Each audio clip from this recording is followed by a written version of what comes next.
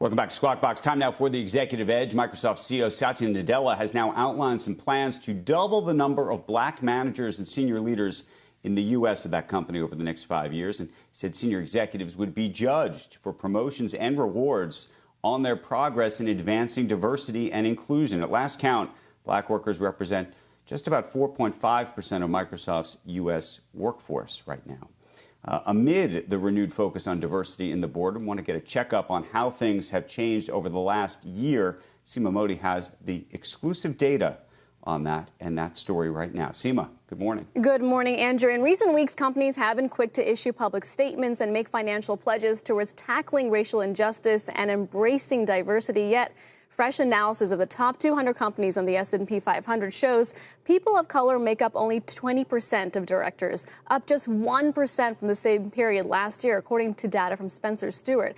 And the percentage of black independent directors has decreased from 13 to 11% in the year prior. What's more is that minority women have seen no progress in board representation, stuck at 10%, which raises the question, can diversity be a priority for a company if it's not reflected at the top, even though report after report shows that having different perspectives in the boardroom increases a company's competitiveness. Now, a closer look at specific sectors shows real estate, energy, and utilities are the least diverse at the board level. HIP Investor Ratings says part of the reason is because these businesses tend to have longer capital investment cycles and are less consumer-facing. One bright spot, companies with diverse boards, 71% have 2 or more minority directors. That's a slight uptick from last year. Andrew?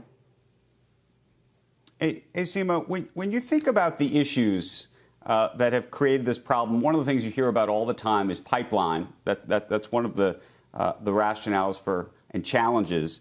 How quickly, to the extent that there's a timeline for all of this, to the extent that people are companies are now saying we can do this, do you think this is because every year we're going to judge this, right? Is this a 1 year? No, I don't want to say it's going to be a 1 year issue because it's not.